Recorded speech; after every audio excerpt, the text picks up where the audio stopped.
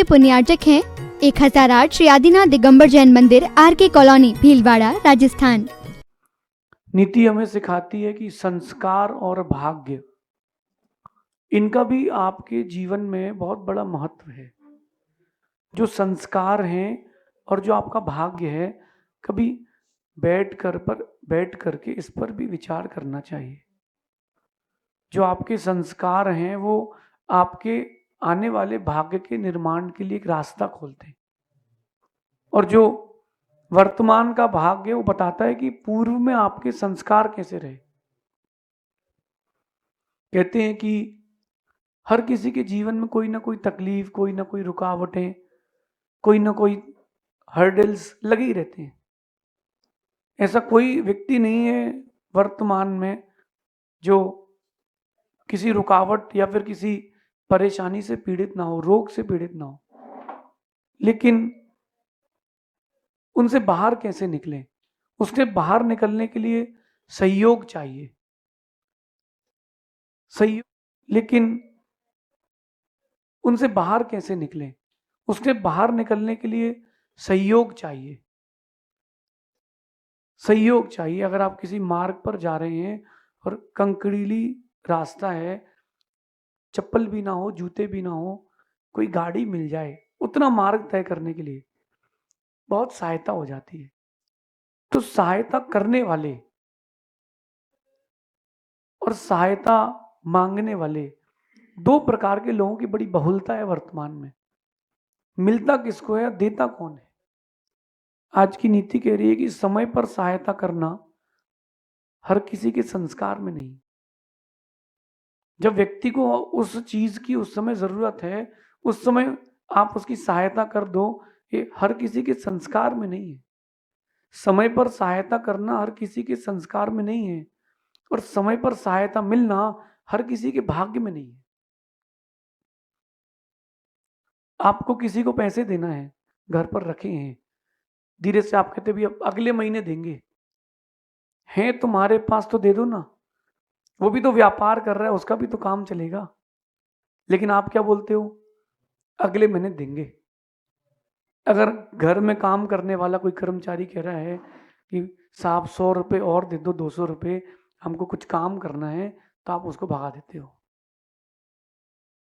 तो समय पर सहायता करना ये आपके संस्कारों पर निर्भर करता है। जिसके पास संस्कार होंगे वो समय पर सहायता देगा। असमय में की गई सहायता निष्फल होती, निरर्थक होती है। समय पर सहायता करना सीखे। कई ऐसी भी पत्नियां होती हैं, वो सुबह 10 बजे भोजन की जगह 1 बजे देती है, बोले अभी नाश्ता कर लो, अभी मैं बिजी हूं।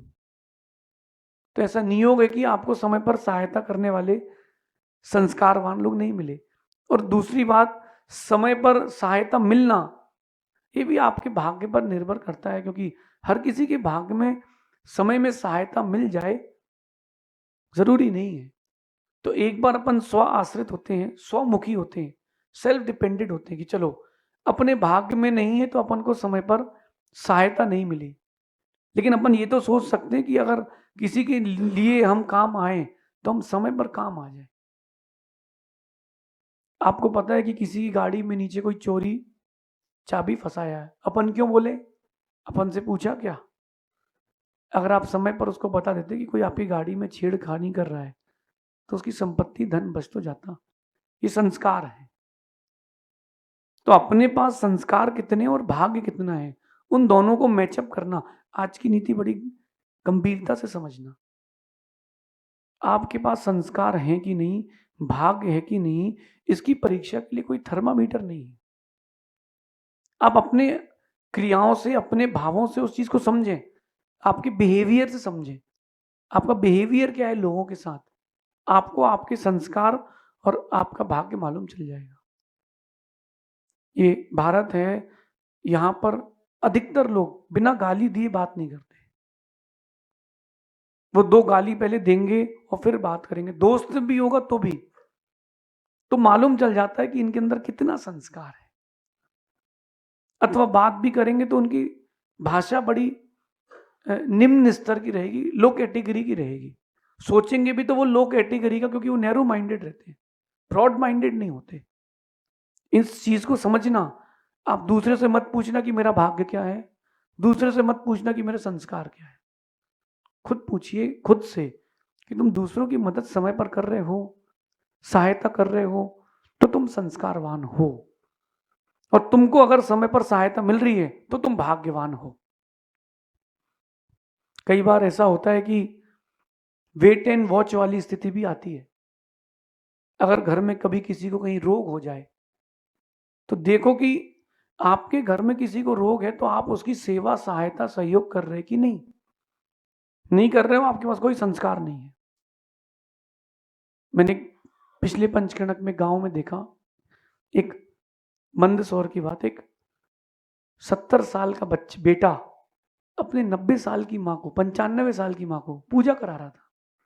मैंने कहा दादाजी हमको यहाँ आए तो 5 दिन हो गए, आप दिखे नहीं। महाराज जी मैं रिटायर्ड हूँ और मैं अपनी माँ की सेवा में लगा हूँ, अब यही मेरा काम है।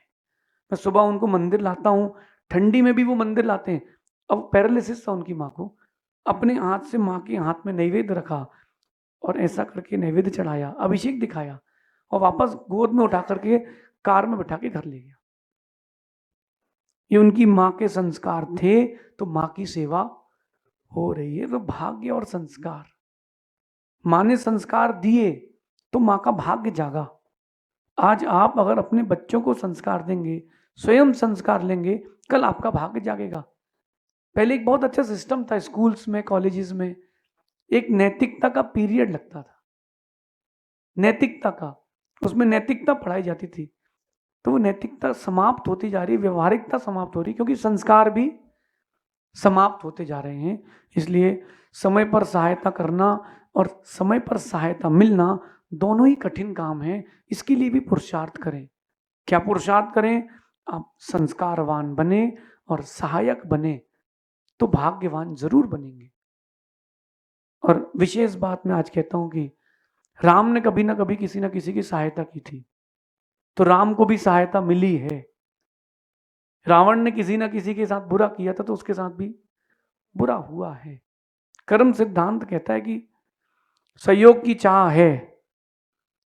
ये जैन दर्शन का कर्म सिद्धांत है कि अगर आपकी सहयोग की चाह है तो सहयोग करना सीखें। आपकी सहयोग की चाह है तो सहयोग करना सीखें। अपना किया ही लौट के आता है, इसे कभी ना भूलें। इसको भी ध्यान रखें, इसको भी सीखें। कभी आपकी गाड़ी पंचर हो जाए और हॉस्पिटल जाना बहुत अर्जेंट हो, कोई आपकी सहायता कर दे तो आपको लगता है भगवान है। मेरे साथ एक बार हो गया कि एक व्यापारी था हमारा, वो 80 किलो चांदी लेकर के बस से आ रहा था आगरा से, और रात को किसी ढाबे में उतरा और उसकी नींद लग गई खटिया पे और बस चली गई। अब उसका 2 बजे फोन आया। अपन कौन 2 बजे फोन उठाए रात को? 2 से 3 1 घंटे लगातार फोन आया। फोन उठाया, बोले भाई मैं मर जाऊंगा, और उसने अपनी व्यथा बोली। मैंने कहा क्या हो गया है? वो मेरी गाड़ी में ऐसा ऐसा हो गया है। मैंने कहा आप धैर्य रखो। हम लोगों ने, मित्र मंडली ने 10-20 लोगों को इकट्ठा करके, गाड़ी आने वाली थी जब बस स्टैंड, उसके 50 किलोमीटर पहले जाकर के बस रोकी और वो बैग वहां से उठाया वजनदारी से कि हमारा बैग है, हमारा यात्री वहां रह गया है। उस समय वीडियो कॉल नहीं चलते थे। बैग उठाया और घर लेकर के आ गए। उसके लिए तो हम आज भी भगवान हैं, क्योंकि उसकी पूरी संपत्ति थी, जो कुछ उसकी संपत्ति थी पूरी वही थी। कहीं ना कहीं उसका सहयोग किया तो मेरा भी सहयोग होगा। एक गाय गर्भवती थी और मैंने उसको, बच्चा हुआ उसका, जननी हुई, और मैंने उसको गुड़ और दलिया खिला दिया पानी में मिला के। एक बार मेरे ऊपर गमला गिरने वाला था 3रे माले से, वो गाय ने मेरी रक्षा की थी। तो अपन सहयोग करोगे तो सहयोग मिलेगा, जैसा आप करोगे लौट करके वैसा आएगा। इन बातों को ध्यान रखना, तो आपका एक अच्छा बिहेवियर, अच्छा व्यक्तित्व बनेगा। घर के लोग भी आपको पसंद करना चालू कर देंगे।